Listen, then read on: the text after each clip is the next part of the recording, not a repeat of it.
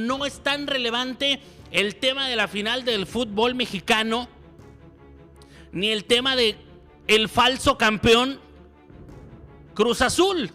porque no me lo van a negar que el fútbol mexicano una vez más ha vuelto a manchar la pelota, ha vuelto a manchar la dignidad de un fútbol como el nuestro, el cual se jacta de ser uno de los mejores del continente americano, el cual se jacta de ser uno de los fútboles con mejor economía, el cual se jacta de la mercadotecnia y de lo que vende y de la parte comercial y de la parte formativa y de lo profesional que es el fútbol mexicano. Pero cada vez que puede, México se mete el pie y mancilla su dignidad en el fútbol. Y lo que ha hecho México, la federación, la selección, Javier Aguirre, Mikel Arriola y todos los involucrados con el actual torneo del fútbol mexicano no merece ni perdón ni olvido. Y que me perdone la afición del Cruz Azul, porque ellos no tienen la culpa, y les deseo desde aquí mis felicitaciones. Qué bueno si están disfrutando el momento. No tienen ustedes la culpa como aficionados de esto, pero también los invito a que haya un poco de autocrítica y que no sean egoístas y que no pongan su propia felicidad de ser campeones, de haber obtenido la 10ª, de haberle ganado a Pumas por encima de la importancia real, que es lo que nos debe de importar a todos y es donde todos nos tenemos que unir, que es la credibilidad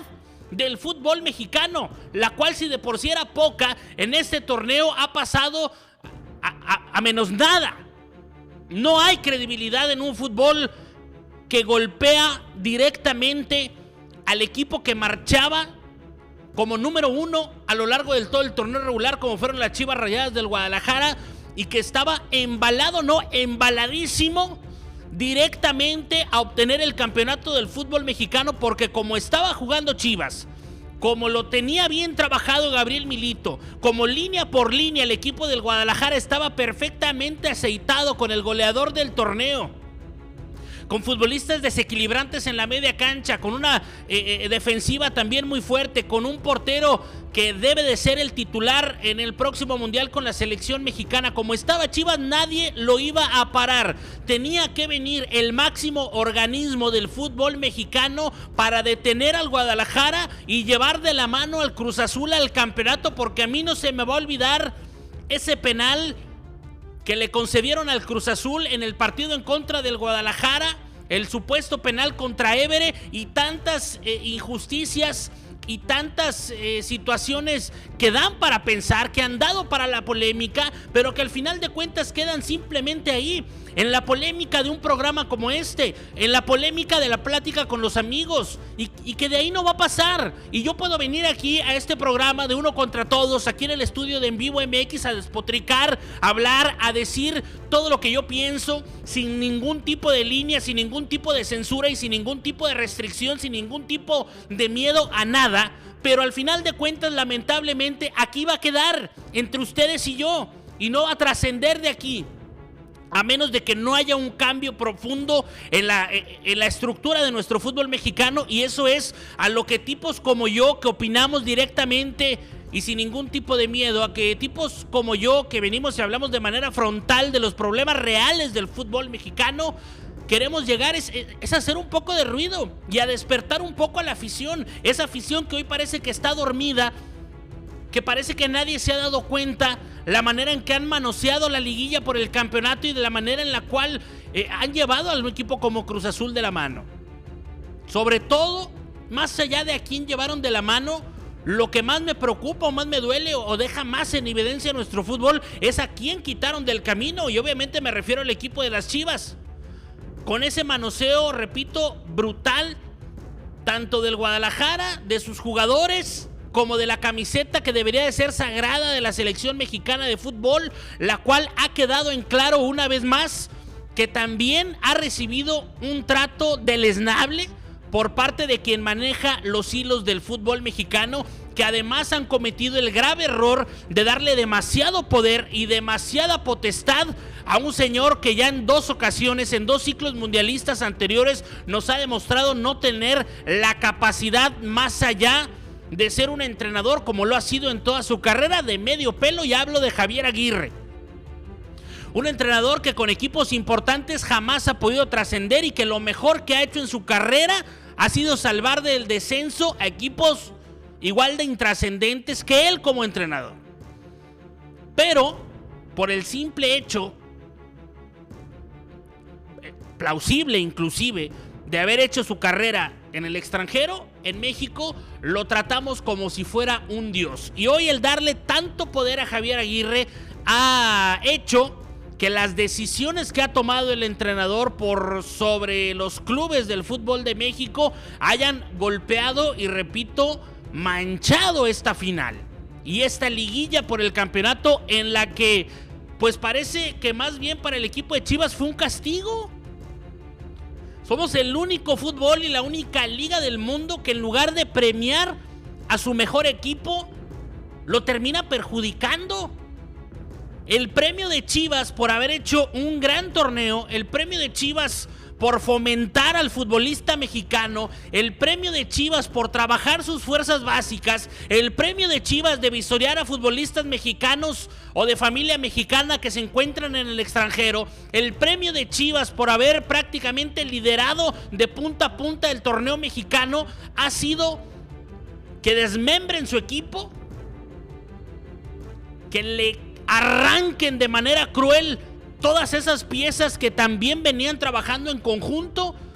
para un supuesto beneficio de la selección mexicana, que al final de cuentas